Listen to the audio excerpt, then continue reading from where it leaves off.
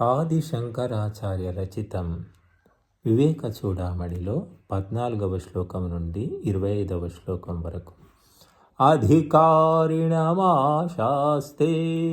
ఫలసిద్ధిర్విశేషతః ఉపాయాదేశకాలాద్యాః సంత్యస్మిన్ సహకారిణః. మేధావీ పురుషో విద్వానోహాపోహ విచక్షణః అధికార్యాత్మవిద్యాయాం ఉక్తలక్షణలక్షితః. వివేకినో విరక్తస్య శమాదిగుణశాలినః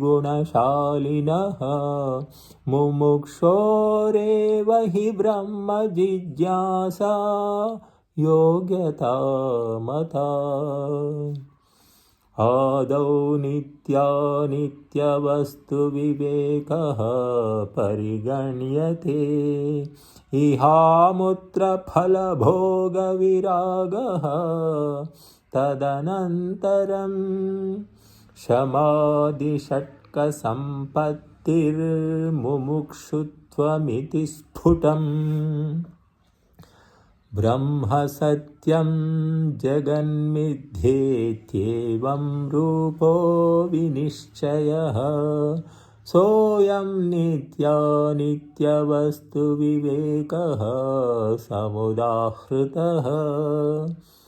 తద్వైరాగ్యం జిహాసాయా దర్శనశ్రవణాదిభిః దేహాదిబ్రహ్మపర్యంతే హ్యనిత్యే భోగ్యవస్తుని.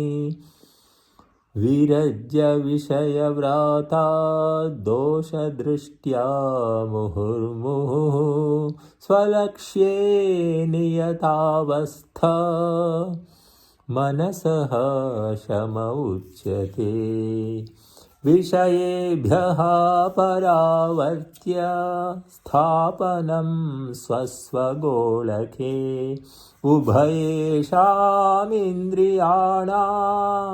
సాదమః పరికీర్తితః.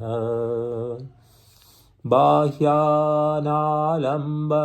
వృత్తేరేషోపరతిరుత్తమా. సహనం సర్వదుఃఖానాం అప్రతీకారపూర్వకం చింతావిలాపరహితం సాతితిక్షా నిగద్యతే.